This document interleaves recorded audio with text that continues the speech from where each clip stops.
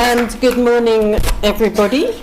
I'm really pleased to be here, and I'm going to give you some findings from a range of research that Ofcom conducts into children's media. Our flagship study is our children's media literacy audit, which has been running for the last 10 years. And so, in fact, when it comes to be published sort of towards the end of the autumn this year, that will be hopefully a very interesting study for you, because it will be highlighting the 10 years of trends that we've got across our data. It covers children predominantly aged 5 to 15 and covers a range of platforms: TV, radio, games, mobiles, and indeed, obviously, a lot of online information. And we've also started talking to parents of 3 to 4 year olds as well in the last couple of years. So we've got some very interesting understanding of what very small children are doing with their media. Our latest report, as I say, was published last October, and the fieldwork for it happened in the spring of last year. So that's just to give you a context of, as I say, our major children's report. Another quant study that I'm going to show you a few findings from today is our Digital Day project. And as well as being fascinating for children in terms of understanding children's media use, I'd recommend it as a good read to understand what adults are doing. What we did was to give over whatever it was, 1,600 adults a diary, this diary that you can see on the screen, and every 15 minutes they had to fill in what they were doing in terms of their media activities. Children had a kind of a slightly simpler one and did it for they did it for 3 days, I think, whereas the adults did it across an entire week. And as I say, it gives you a very, very granular and interesting picture of quite what people are doing, and indeed the extent of overlap, which actually I'm not touching on today. And then last but not least, obviously these are quant studies. It's really important, as you all know, to get the qual perspective as well. And this year we've begun a project called Children's Media Lives. And this is looking at these 18 children who are aged between 8 and 15, and we're going to be tracking them over the next 3 years to really get some hope. Well, they're already fascinating insights, but it will only grow in value to really understand how children's media use is embedded in their daily lives. And I think that's the really critical element and value that we get from this. So, moving on to some findings. Firstly, what I want to do is set the scene with a reminder of how things have changed in terms of how children are going online. So this slide here, where we asked children what device they mostly use to go online. So this is really showing their absolute kind of core preference in what they use. And this is from 2011. So as you can see, it's dominated by the use of laptops in the purple there, and the PC in the green. And with a very small presence there on the far right for mobile phones, mostly preferred by 5% of 12 to 15s to go online back in 2011.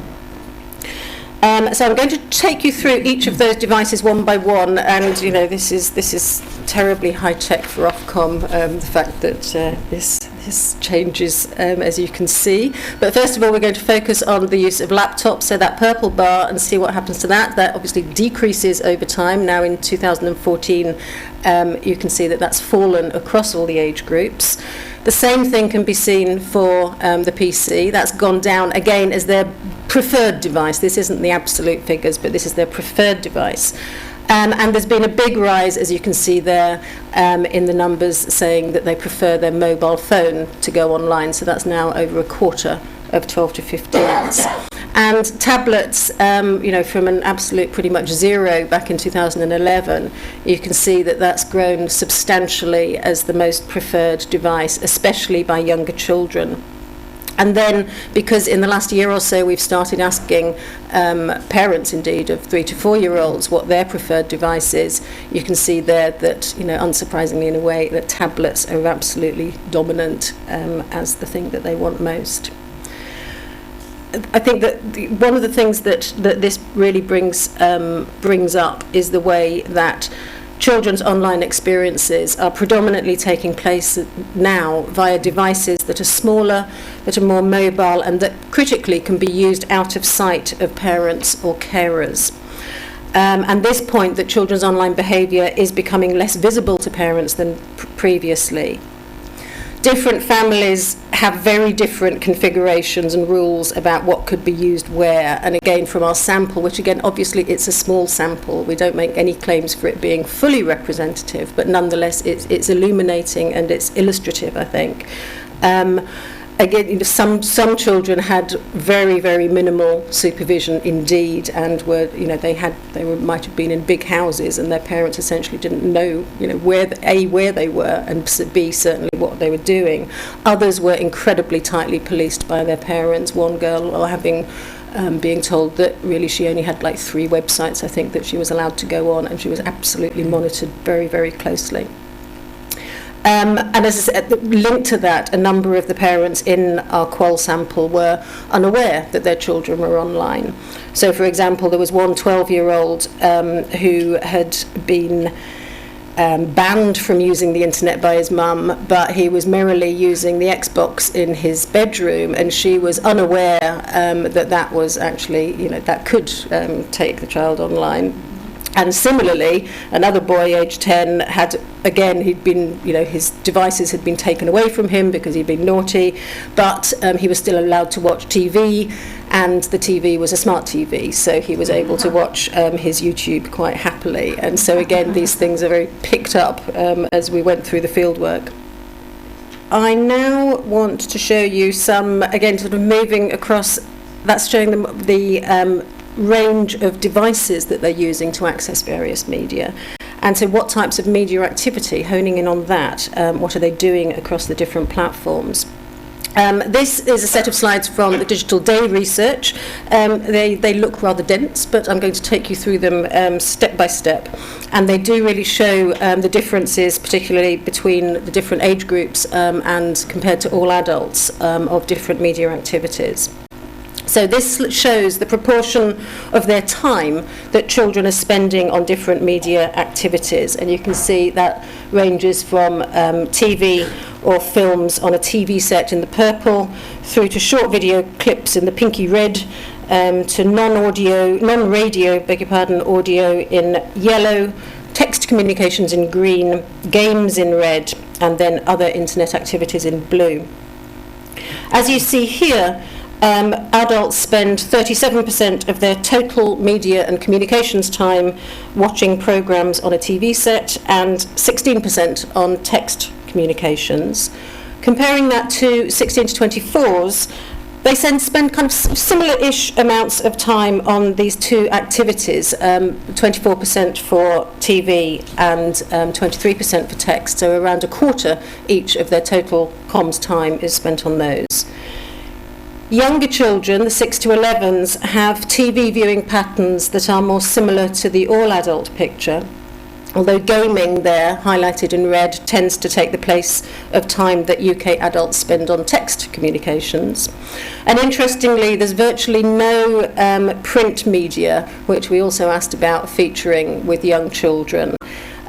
There's some that's being consumed, but it makes up less than 1% of the total media time, and in terms of minutes, that's 520 minutes compared to over 66,000 for TV and films. So there's this kind of massive differential there, and it really underlines the lack of print activity amongst children.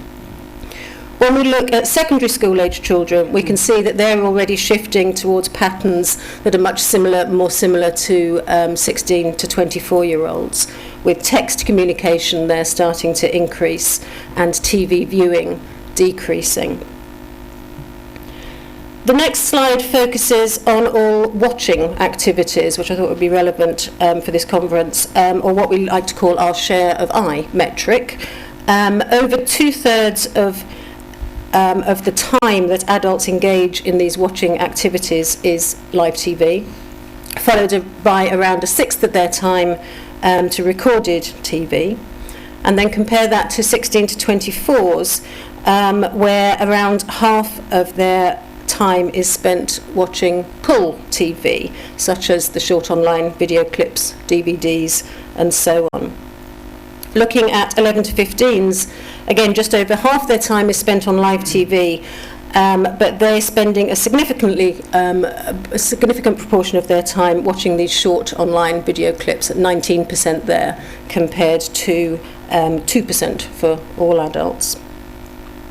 And then, although children aged 6 to 11 spend half the amount of time on recorded TV compared to all adults, so you can see there highlighted 8% versus the 16% for all adults, they spend an awful lot more time watching the physical formats such as DVDs or Blu-rays. They've got 12% there compared to 5% for all adults.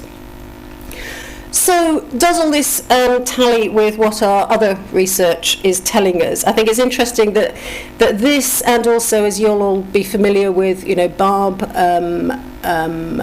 statistics obviously do show the extent to which live TV is still very important and dominant for children's media use, but they are attitudinally, they're definitely, in terms of research and being asked about what's their favourite, what they prefer, all those sorts of things, their preferences.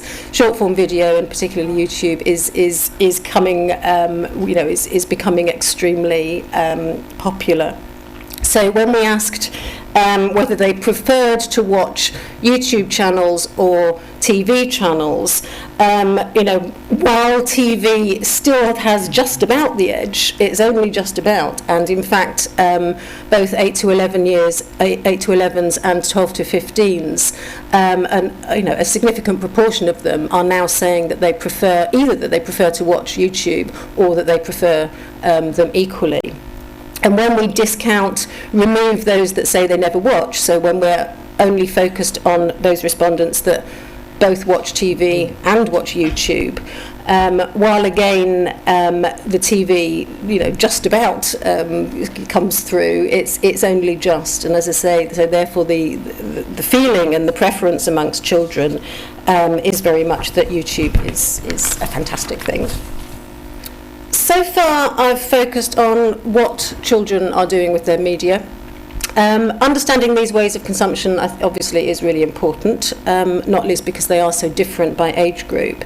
But arguably what's of more importance is to understand children's awareness about the media that they consume, how savvy they are about the information that they both receive and give out, and how knowledgeable they are about the commercial environment in which they are largely consuming their media. So first of all, this is a reminder of where they say that they get their news from. We wanted to understand more about children's use of different sites for different types of information, not least, again, to sort of see how YouTube is growing as a direct source of information. So we asked them which site they would go to first for these types of information, and we can see here that for serious things that are going on in the world, the BBC is very important for children's news information. But when it comes to fun things like hobbies and interests and how to build or do creative things, Google and YouTube there in the blue are particularly important for kids, as is social media for, again, fun things, learning about fun things and interests. So what do children understand in terms of, they're using these sites, they're going to them, they're seeing them as sources of information. What do they understand about how these sites operate, and about TV operates in terms of who funds it, what is advertising and what isn't advertising? In our quant research, we showed children a screen grab of a Google results page and asked whether they knew what the shaded box meant. And this was a year or so back when indeed there was a shaded box. It has sort of shifted on from there. 1 in 8 children of aged 8 to 11 who use search engines said correctly that those are the sponsored links or ads, and that around 1/3 of 12 to 15 said that. But large numbers of children simply don't know what they are, and around 1/4 in each age group give the wrong response, i.e. that they're kind of the best results or what have you. And so again, I think considering the extent to which children are using search engines, and as we saw, there's a significant amount of them that would go to them first to find trusted and accurate information about serious things that are going on in the world. This level of understanding about what is an advertising message and what isn't, I think, should give us some food for thought.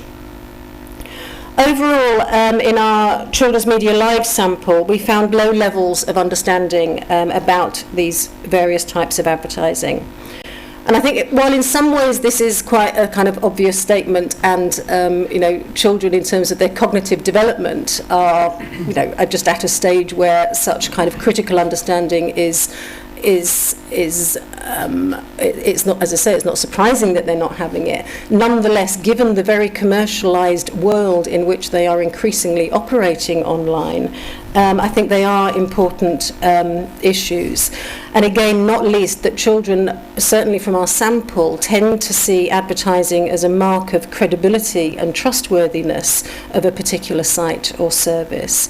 So, for example, they felt that if a site had lots of familiar brands, then that site was big enough and meant it was big enough and reputable enough for those brands to trust them with the ads, which meant that the children could trust them too. So there was that, sort of way of thinking and processing about the relationship between advertising and particular brands that was quite telling. And as the clip I'm going to show you shows, there was no awareness of personalised advertising amongst the children either. When it was explained to them, they just found it peculiar that why would they be being targeted when it was their mum or their dad that was doing the weekly shop or what have you. And in addition, they had very little awareness of things like product placement, particularly potentially on YouTube and with bloggers, or about the sponsorship of games. Okay, just to summarise very, very quickly, I think, just three core things to say. I think there's been a massive amount of change over the last 5 years in terms of online behaviour. Social media and gaming and short-form video are increasingly overlapping and somewhat blurred in terms of how children are using them and interacting with them. And I do think, to end on this children's knowledge is really quite limited of the commercial parameters, in which they are consuming. Thank you.